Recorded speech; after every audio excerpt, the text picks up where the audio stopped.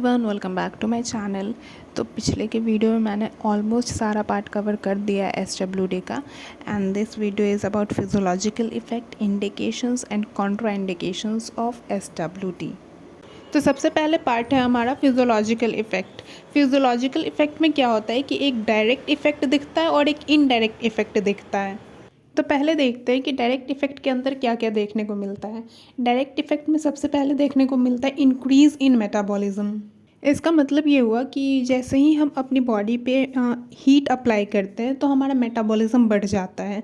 तो यहाँ पे भी एसडब्ल्यूडी जैसे कि हीट प्रोवाइड करता है तो मेटाबॉलिज्म बॉडी का बढ़ा देता है। सेकंड है हमारा इंक्रीज़ इन ब्लड सप्लाई। जहाँ पे भी हम अपनी बॉडी में हीट सप्लाई देते हैं वहाँ पे वेजोडाइलेशन हो जाता है, और वेजोडाइलेशन होता है मतलब कि ब्लड सप्लाई वहाँ पे इंक्रीज़ करने लग जाएगा। इसलिए भी एक रीज़न होता है कि जब हम एसडब्ल्यूडी लगाते हैं तो वहाँ पे हमें इरिदमा देखने को मिलता है, मतलब कि वहाँ पे रेडनेस आ जाता है। रेडनेस आने का मतलब है कि वहाँ पे ब्लड सप्लाई बहुत ज़्यादा हो गया है, तो वो हीलिंग प्रोसेस में हेल्प करता है। तो डायरेक्ट इफ़ेक्ट के अंदर जो मेटाबॉलिज्म और ब्लड सप्लाई इंक्रीज़ हो जाता है वहाँ पे टिश्यू का, तो वो क्या हेल्प करता है, वो पेन रिलीफ करने में हेल्प करता है। ऑब्वियस सी बात है, जहाँ पे ब्लड सप्लाई इंक्रीज़ होगा, जहाँ पे मेटाबॉलिज्म इंक्रीज़ हो जाएगा, वहाँ पे पेन रिलीफ होगा। नेक्स्ट है हमारा इनडायरेक्ट इफ़ेक्ट। इनडायरेक्ट इफ़ेक्ट के अंदर सबसे पहला देखने को मिलता है मसल रिलैक्सेशन। यहाँ पे क्या हो रहा है कि मसल रिलैक्स हो रहा है क्योंकि वहाँ पे ब्लड सप्लाई इंक्रीज़ हो रहा है, मेटाबॉलिज्म इंक्रीज़ हो रहा है, सिडेटिव इफ़ेक्ट कम हो रहा है। तो इन सब के कारण वहाँ पे मसल रिलैक्स हो रहा है।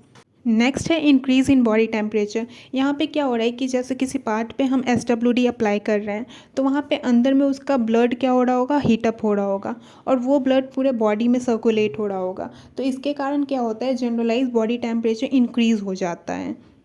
नेक्स्ट है हमारा fall in BP. Fall in BP यहाँ पे कैसे होता है, जैसे कि हम हीट अप्लाई करते हैं तो मैंने अभी आपको बताया था कि वहाँ पे वेजोडाइलेशन हो जाता है। तो वेजोडाइलेशन होने के कारण वहाँ पे क्या होगा, ब्लड प्रेशर डिक्रीज़ हो जाएगा।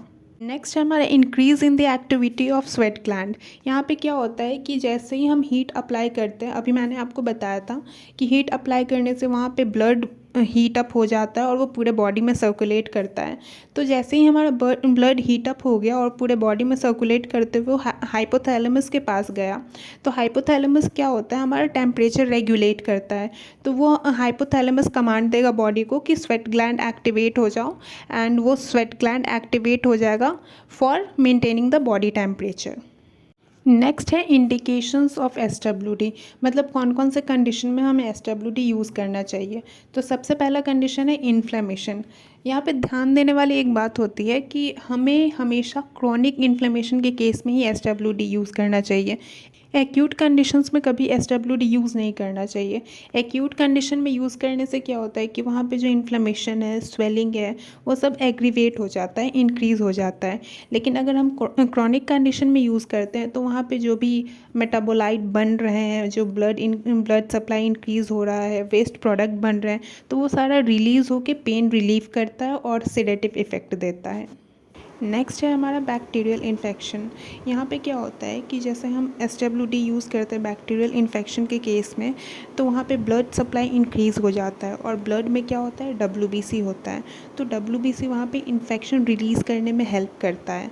तो इसलिए एसडब्ल्यूडी हम लोग बैक्टीरियल इन्फेक्शन के केस में भी यूज़ कर सकते हैं। नेक्स्ट है ट्रॉमेटिक कंडीशंस। ट्रॉमेटिक कंडीशंस जैसे कि कोई एंकल इंजरी मान लो, तो एंकल इंजरी में क्या होता है कि वहाँ पे इंजरी हो गई है, तो एसडब्ल्यूडी अप्लाई करने से क्या होगा, वहाँ पे हीट मिलेगा, हीट के थ्रू वहाँ पे पेन रिलीफ होगा, जो भी मेटाबोलाइट्स जो वहाँ पे पेन कॉज कर रहे थे वो सारे रिलीज़ हो जाएंगे। तो इस तरीके से हम ट्रॉमेटिक कंडीशंस में भी एसडब्ल्यूडी को यूज़ कर सकते हैं।